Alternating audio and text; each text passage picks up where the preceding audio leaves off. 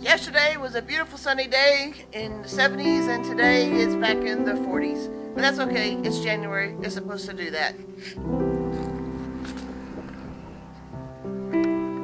Almost forgot to take the lid off of that again. Okay, we got the feed and water, we got the scraps over here.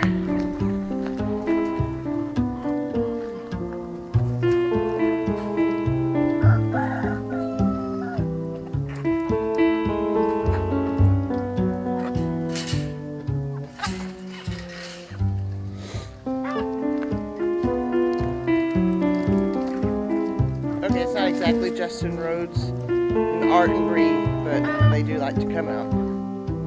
Alright, let's go let these guys out.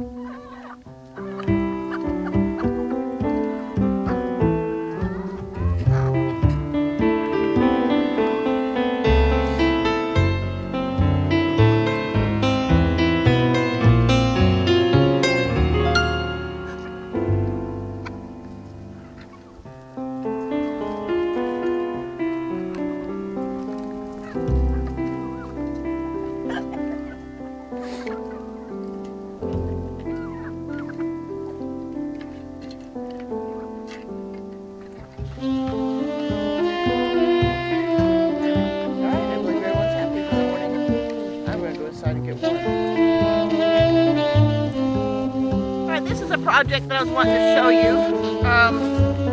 If you look, there's some rebar here, there, and over there, and then over next to the chicken coop here, we got a couple more rebars. Okay, I'm not crazy about the dogs being in my garden here, but this is a woody bed that I dug several years ago. It's kind of like a culture bed, but it's not really a dugout. I tried to get 2 feet deep like they said, but the shell was too much, so I only got about 18 inches down. And then it's about 5 or 6 feet wide. And then I put some old branches in there, you know, just old trees that had the branches and stuff that were already starting to rot, but now wait. Get out there. Come on, get out.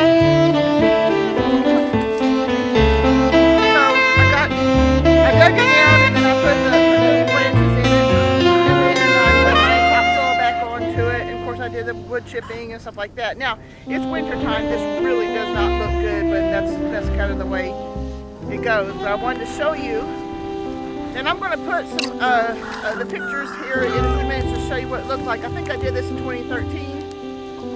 Just a minute. Come on guys, get out of there, come on. Come here, come here.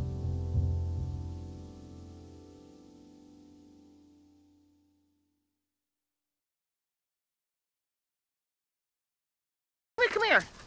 Get out of my bed. Thank you. No. Never mind. Okay, anyway, what I did is I did tomatoes in there, and that's what I'm going to show you in the pictures that I'll post with this. But since then, I wanted to do more of a perennial thing, so, or with herbs anyway. So here's my sad-looking basil from last winter, and this is, or not last winter, but last summer. This is what's left of my rosemary.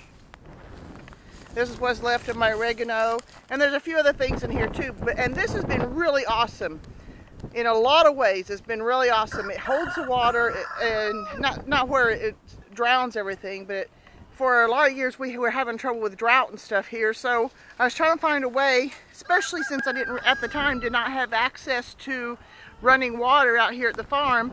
I needed to find a way to protect the things I was planting and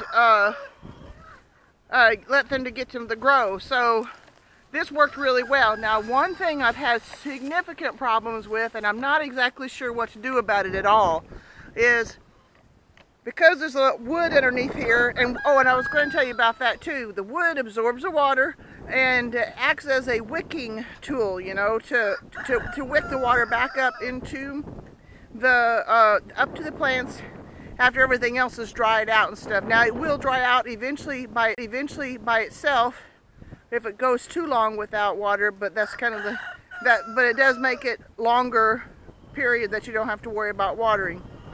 But the problem I've had are voles, and I don't know if any of you guys know what voles are. It's spelled with a V, V-O-L-E-S. They're basically field rats or something, I don't know. But they've discovered several of mine. And if you look down here, you can see where they've made a nice lovely hole right underneath my woody bed here. And there's no telling how many are underneath there. And part of the reason that's dug up is because my dogs smell them and dig them up.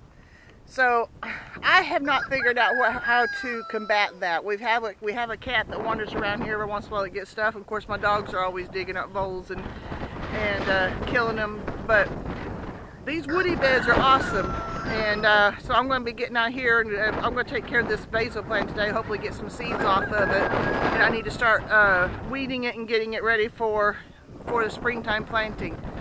So this is a project that I wanted to show you that I have been really pleased with.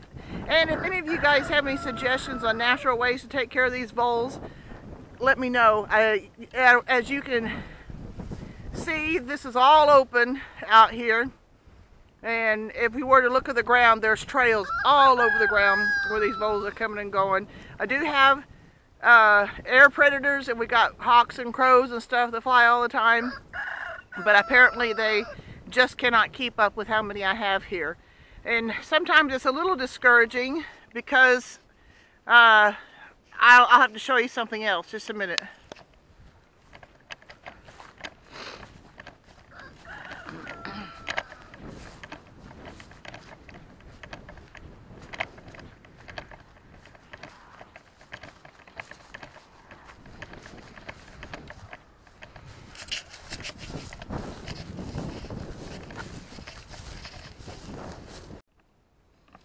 Okay, this is what I was going to show you down the garlic bed, what I had done a couple of years ago, but then when we were talking about the voles and stuff getting into the garden, or garden getting into my grow beds, and I kind of end up with a kind of a catastrophe here.